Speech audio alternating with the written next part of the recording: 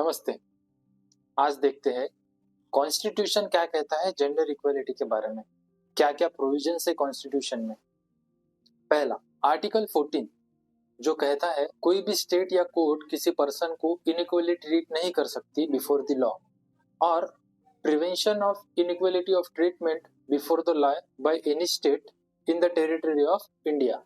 Article 15 कहता है prohibition of discrimination of any person based on gender, caste, race, religion or sex. Article 90 gives right to any person to do any kind of profession, occupation or job they want to do or are interested in.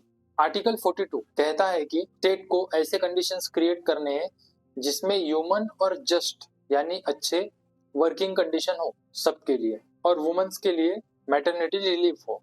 Article 51A कहता है कि it should be the duty of every person living in India to promote harmony between religions, regions, linguistic groups and everybody. Plus वो ये भी कहता है कि उन सारी एक्टिविटी को हम रिनाउंस कर दे जो भी डिग्निटी ऑफ वुमन के लिए डिरोगेटरी है।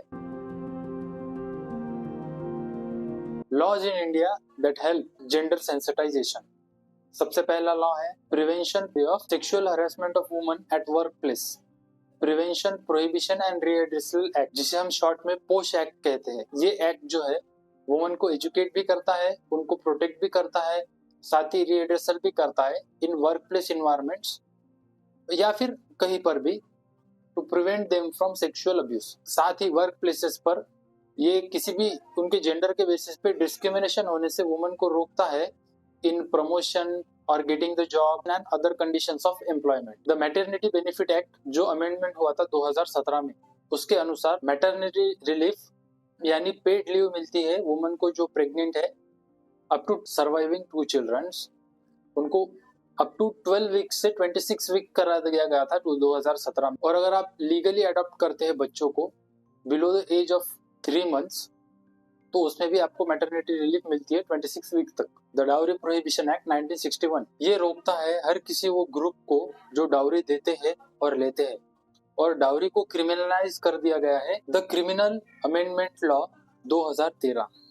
इसके अनुसार सेक्सुअल क्राइम्स अगेंस्ट वुमेन के जो भी ऑफेंसेस है उनके लिए जो भी पनिशमेंट्स है वो बहुत ज्यादा स्ट्रिक्ट की गई है। साथ ही कई सारे ऑफेंसेस जैसे स्टॉकिंग, वोवेरिज्म एंड एसिड अटैक्स, इनको क्रिमिनलाइज कर दिया गया है और काफी ज्यादा स्ट्रिक्ट पनिशमेंट दी जाती है। तो ये था एक ब्रीफ में Indian constitution, law and gender sensitisation.